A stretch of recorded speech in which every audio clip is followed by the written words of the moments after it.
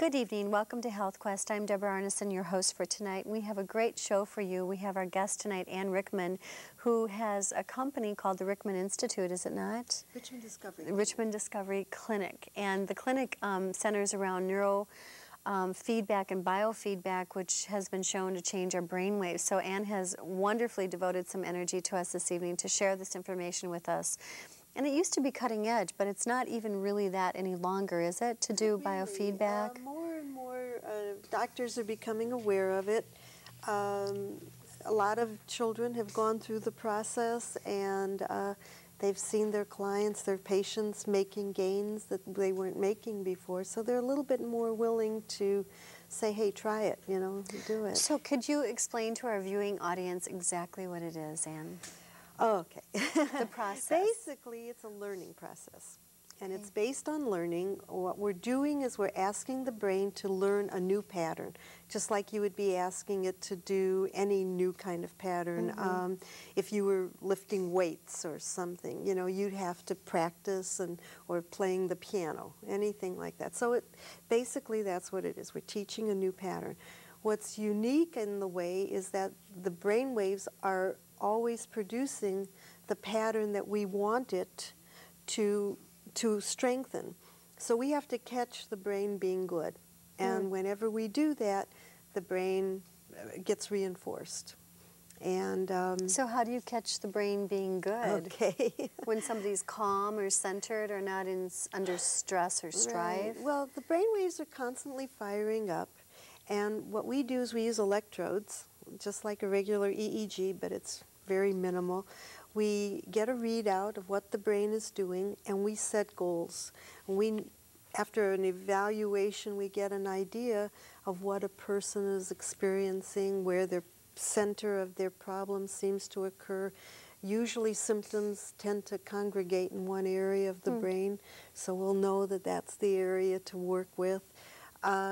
Once we know that information, we get those electrodes, and we try to strengthen the concentration brainwave and try to inhibit the brainwaves that are firing up too much. So with these electrodes... And you can see this on a screen? Yeah, have a screen. So the actual person can also see? Well, that's, you know, basically... I have two units. They have to kind of turn around like that, you know, look behind them to see what the unit is. Should the waves be unified, where they kind of, at both left and right brain, both kind of warble at the same kind of speed, or? We don't necessarily get that kind of a picture. We get a raw brainwave, and then we get filtered out patterns. So we'll get like the brainwave that we're trying to inhibit, which is usually the delta, the slow brainwaves, or the theta, which is also a slow brainwave. It's more or less a daydreaming state. And then we try to increase the concentration, which is the very fast brainwave patterns. And the more concentration there is, the more focus, the more ability to produce, you know, what needs to be done. It decreases impulsivity, decreases distractibility. You can attend better. So people with obsessive compulsive disorder, or children even, Yes. ADD, hyperactivity? Right, right. Okay, so more of the behavior disorders. Behavior disorders are very much something that can be helped by this program. How long would a child have to do this to be helped? It varies. Normally I tell people that the average is around 40 sessions, but 40 is not a magic number. 40 tends to just be a guideline. Okay. Sometimes it doesn't take as much, sometimes it takes more. How long is a session? Sessions are around 45 minutes. And it's comfortable? Right. You're sitting in a really comfortable, nice chair, and you got these electrodes on, and there's a video game going on over in front of you, and every time the video game makes a point or gives a little beep or some visual activity is going on, We tell people ahead of time that that's what you want, and just keep trying to get that. And so they know as time goes on that that's what they're trying to achieve. And as the brain is learning this, the brain suddenly begins to recognize, hey, that's a nice state. I feel good in that place. I feel relaxed. I feel, this is a happy place for me to be. And so the brain tries to achieve it also. So it's like bringing the brain back to center, and even though the brain may have never experienced center before. Exactly. Okay, and what if somebody, say it takes 40 sessions, what if you had a parent who said, I'd like my kid to do this, 7 days a week to shorten up the session? Is that possible? I would not necessarily recommend 7 days a week. What I've done is 5 times a week. I have done that. I'm not crazy about that idea too much. I think the brain takes time to set a I little think the bit. brain needs to understand what it's been asked to do, and so doing it 5 times a week can be a little more sometimes. And I've had a couple of people where they've done 5 days a week, and then it's taken them a couple of months to kind of understand what was necessary. So I have not really recommended that as much lately. Okay. So how does a provider decide whether this is a program that's necessary for a specific individual? We do an evaluation. And that entails what? An extensive history, really from birth to this point in time. What do you look at in the history? Do you look at dietary or behavior issues or focus concentration issues? A little bit of everything. Okay. Mostly, we try to find out, has there been some kind of injury? Is there some genetic pattern? Is there, a birth history?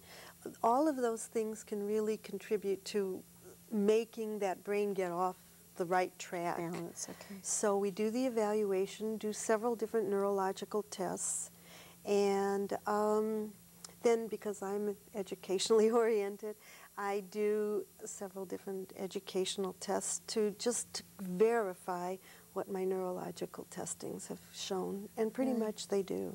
Sometimes they even pick up things that the neurological ones don't, so it's kind of a good balance. So how long has this been in existence?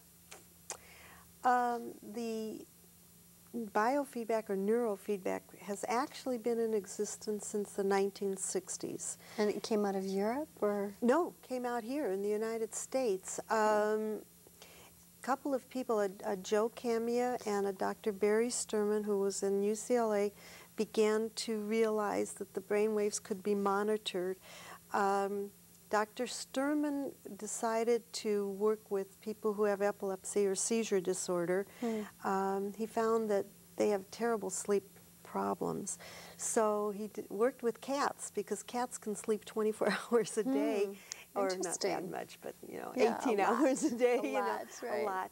And he used electrodes. He attached electrodes to the brain and found that that every cat produced a very similar brainwave pattern. And he began to teach the cats to keep on producing that pattern.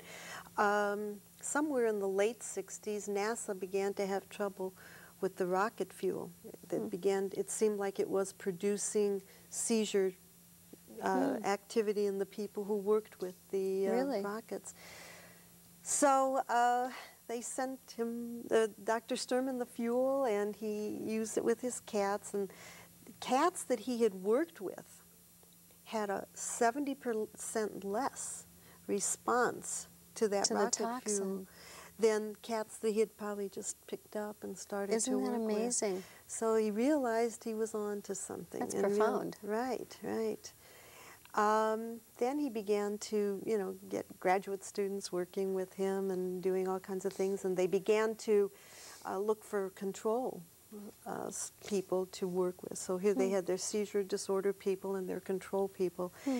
And Dr. Joel Lubar, who was a graduate student working with Dr. Sturman, began to notice that a lot of children that were considered normal controls had behaviors that were very similar to the seizure disorder people. And so their brainwave patterns were similar to that. Interesting. Brain does Similar kinds of things for almost any disorder that's going on. You just have to be able to differentially diagnose what it is that's causing that pattern. Attention deficit or ADHD with hyperactivity is sort of like a dumping ground for anything that doesn't fit into another pattern. Right. And so we have this, you know, you can have your traumatic brain injury, stroke, you know, the seizure disorder, and then that leads to, you know, and then of course the attention deficit, which is a biggie. And that all leads to other symptoms such as sleep problems, fatigue, depression, anxiety. I could go on. Would this stimulate, I'm wondering if, since it's readjusting the way the brain patterns work, would it stimulate the pituitary and the hypothalamus? We, well, there has been a study, and I've only seen one. And if I may just interject, this is what we refer to as the happy and depression center in many people, because so many people today, I see in my practice, are dealing with depression. Or swinging depression, where it swings in and it swings out, and sometimes it's hormonally related. You know, some women, many women deal with it around their cycles or their ovulation. So I'm wondering, and I often, when I do testing, I see lowered pituitary hypothalamic function along with thyroid. Right. Well, it definitely affects the thalamic. Pituitary and the hypothalamus. I don't know whether it's affecting the gland per se, but when it's affecting the brain, because the brain is our control center, if the brain begins to become regulated, it's going to start to regulate everything else, the hormones. It regulates our neurotransmitters. People who have low serotonin will suddenly, you know, begin to develop a more normal serotonin because the brain is functioning in a better pattern. Now, if somebody were to bring their child in or came in for depression and they did the 40 sessions, would they need to come back for tune-ups, and would the tune-ups be shorter termed, or? Yes, absolutely. Normally children, if they leave in a good place, almost never have to come back. What happens with children is once they're in a good place and as they begin to mature and develop, their brain matures and develops in that good place. So they don't always have to come back. Adults, because we're pretty hardwired, we may very easily fall back into an old pattern again. And what would precipitate that? What would encourage that? Any environmental, any emotional, anything that triggers you now could trigger you at another point in time, especially if you're highly stressed, if you're in a vulnerable place. Overworked, underpaid, you know, undersleeping, like most of us out here. Well, I mean, I remember I had just basically finished the training on myself, and my mom passed away. Wow. And that trauma just threw me back. I could just feel myself doing things that I hadn't done in a very long time. Interesting. And I was so aware of doing those dumb things, you know. But you really couldn't stop it. I couldn't. It was like old patterning just takes precedence. And so, you know, I just put myself back on again, and I got myself back. How long did it take? To get back doesn't take too much. What I recommend with adults is that once they feel they're in a good place, I say, okay, don't come back for a couple of months unless you really need to. And then after a couple of months, come back again 2 or 3 months later. And then for the next year, you know, do it. Tune-ups. Tune-ups every now and then.